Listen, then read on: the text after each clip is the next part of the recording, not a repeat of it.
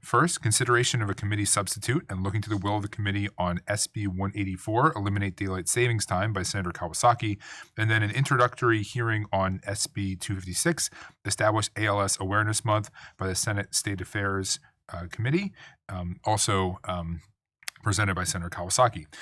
Do any committee members have any questions before we begin? Not seeing any. Okay. So first up is SB 184, Eliminate Daylight Savings Time. Last week, we heard an introduction on the bill, invited testimony, and public testimony, which I closed. Today, it is my intention to adopt a Community and Regional Affairs Committee substitute, take questions from committee members, and look to the will of the committee. With that, we will begin by taking up a committee substitute for SB 184. This change was requested by the sponsor to fix a technical error. Senator Giessel, may I have a motion? Mr. Chairman, I move the committee substitute for Senate Bill 184, version 33 LS 1037/B before the committee as our working document. Thank you. I will object for the purpose of discussion and invite Senator Kawasaki and his staff, Griffen Sukkaew, forward to explain the summary of changes.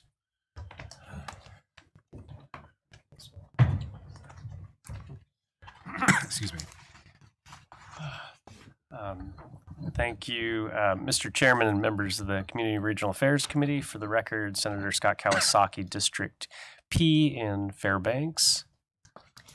Through the chair, for the record, Griffen Sukkaew. My name is Griffen Sukkaew, staff to Senator Kawasaki. And I will explain the changes from the original version A to B for Senate Bill 184. Section 2 changes the effective date from July 31st, 2024 to November 4th, 2024 in accordance with the Uniform Time Act of 1966, and that's the only changes in the committee substitute. Thank you. Are there any questions for the sponsor? All right, I'm not seeing any questions, so I will remove my objection. Are there any further objections to adopting the committee substitute? Seeing none, the committee substitute for SB 184, version Bravo, has been adopted as our working document. With that, I will look to the, well, actually, first, is there any discussion before we look to the will of the committee? Would you like to make a closing statement, Senator Kawasaki? I don't really want to make a closing statement. The only thing I can say is that it feels like 2:30. I don't know about you, Senator Bjorkman, but this is just one of the many complaints we hear about it. So this issue relating to daylight saving time and whether the state of Alaska adopts it or not is not a simple thing. It impacts people very, very differently.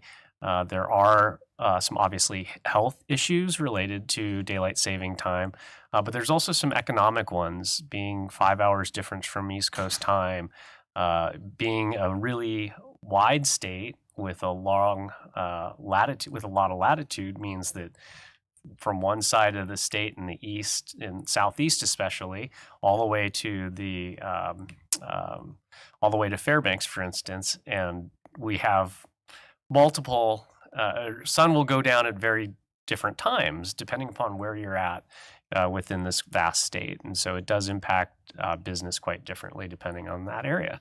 So with that, I'll just say thank you for consideration of the bill. Thank you. Senator Bjorkman. Thank you, Mr. Chairman. One thing that I did learn that I was not aware of before, but the Alaska State Association of Bankers actually has a specific position in opposition to this bill because of how it would affect their ability to transact business and to actually operate within a window when a lot of the businesses that are essential to them being able to do business is happening on the East Coast. So I was not aware that the State Association of Bankers actually was against this piece of legislation, but now I am. Thank you. Thank you, Senator Bjorkman. Senator Giessel. Thank you, Mr. Chairman. I've been here, done that with this bill. Have we heard from the chambers yet? They're going to be opposed to it too, I can foretell. That's why it hasn't passed before when Senator Anna McKinnon offered the bill. Regardless, we live in an electronic age, and all of these economic activities can take place quite smoothly online We do stock exchanges, international, European work online, and so it can be done. Just one comment, it actually feels more like 12:37 to me. But thank you very much, Mr. Chairman. Thank you, Senator Giessel. Senator Gray-Jackson. Thank you, Mr. Chairman. Thank you again, Senator Kawasaki, for bringing this forward. And I know during our last hearing, I agreed with somebody who was in the audience in terms of instead of daylight savings time, standard time, I think it was. But at this point, I'd be happy to see daylight savings time move forward. So again, thank you. And thank you, Mr. Chairman. Thank you, Senator Gray-Jackson. I'll say for my part, because we may get a chance to debate this on the floor. It's also very likely that we won't. I'll just say here that I agree with everything that's been said. And I think Senator Bjorkman made some very good points at our last hearing about the impact that moving away from daylight savings time has on folks that want to recreate after work, for example.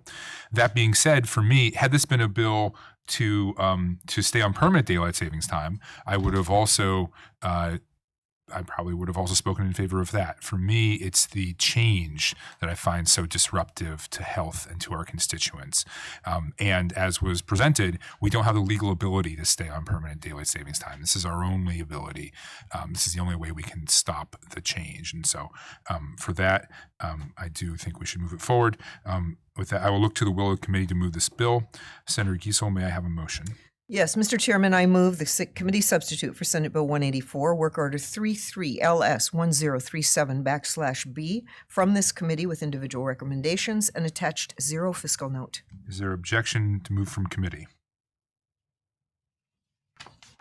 Seeing none, SB 184 passes from committee. We will now take a brief at ease while members sign the committee report.